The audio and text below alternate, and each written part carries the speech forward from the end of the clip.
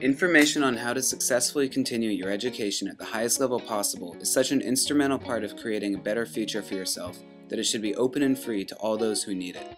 This video is for all students who want to continue their education after high school. It has information on finding schools, what it takes to get into college, and the methods in place to finance your education.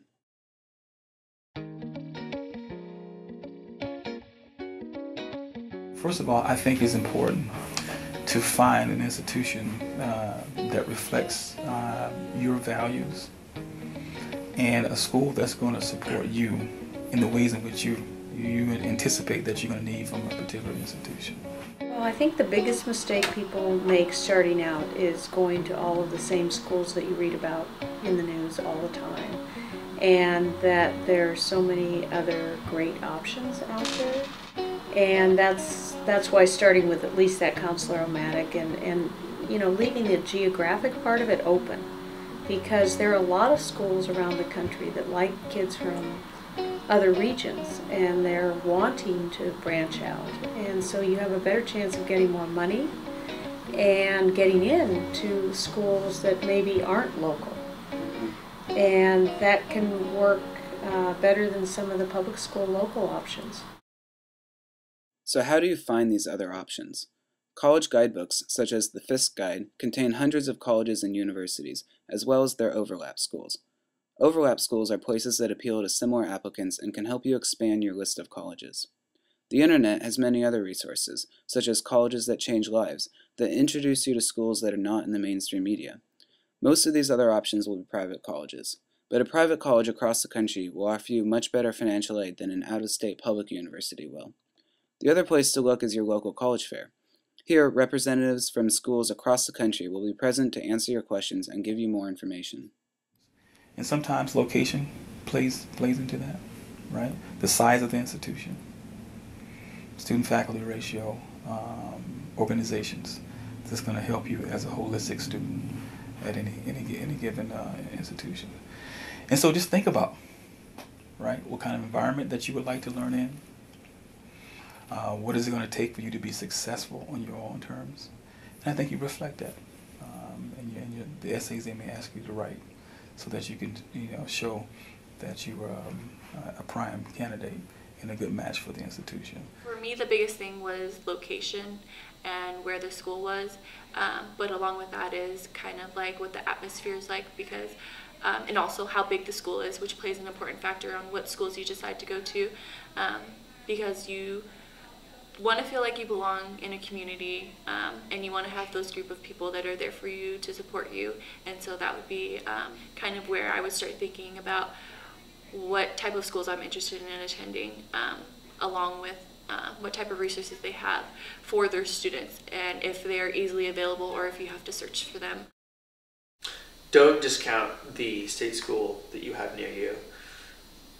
I think it was my tendency to discard the University of Washington as a backyard school, as this is where it was always there in Seattle, and it wasn't a very good school, even though I knew nothing about it.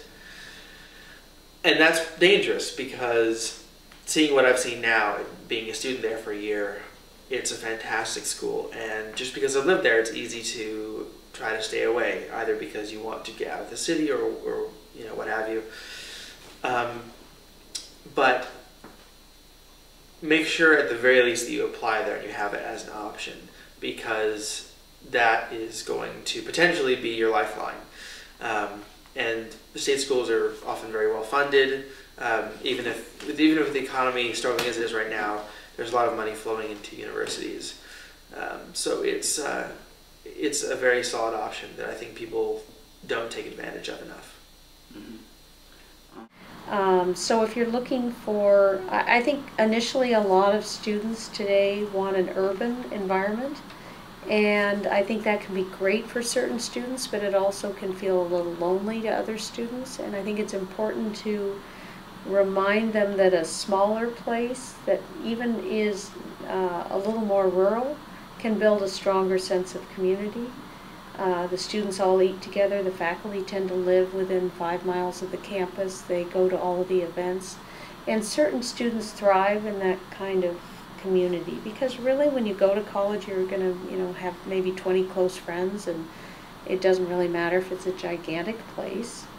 But other students really want that energy of having grad students around and having a lot of big athletic events, and that's an important part of the college experience to them. So it's really important to start thinking about those categories. I think it's a big mistake to pick a college on a certain program because most kids change their major. I think the biggest mistake is that search on a major type thing. An important thing to keep in mind while developing your list of colleges is selectivity. A good way to do this is to divide schools on your list into 3 categories: solid, competitive, and stretch. The placement of schools in each category largely depends on your academic record in high school. The solid category is for schools you know you can get into. Community colleges will be in this category for everyone. The competitive category is for schools you have a good shot at getting into, but can by no means guarantee admission to. If you stack up with other students who have been admitted to a school, it likely belongs in the competitive category. The stretch category is for schools where the odds of acceptance are low, but the school is still worth applying to. For some, your local state school will be in this category, and for everybody, any Ivy League or highly selective liberal arts college belongs here. You want to create a balance between these 3 categories. Apply to as many competitive schools as you want, but also apply to at least 1 or 2 solid or backup schools. Finally, don't be afraid to take a shot at a stretch school either. To get an idea of which category your schools belong in, compare your grades and test scores with those of students who have been admitted there in the past. But keep in mind that these are not the only things admissions will consider when reviewing your application. A really important part of this process for many students at many schools, again, not those most selective schools, is the demonstrated interest, it's called. And for students to really show an interest in the school, either by getting to know the rep, or going to the website, or calling the school, or visiting the school, can make all the difference. And the flip side of that is it's very helpful for the student, because it engages you in the process even more, and you can learn a lot more about the school with those personal contacts as opposed to just going to the website. From my experience talking to college admissions officers, that they love to hear from students and they want to hear from students, and so we definitely encourage our students to form those relationships, that you're not a bother.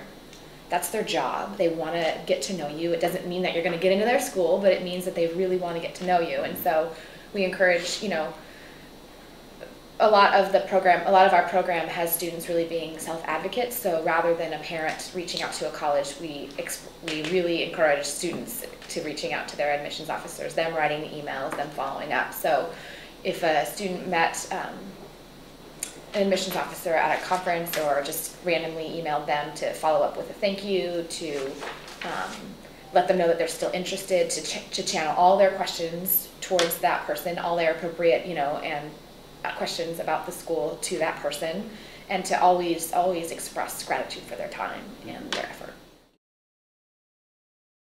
Hands down, the best way to get a feel for a school is to visit it.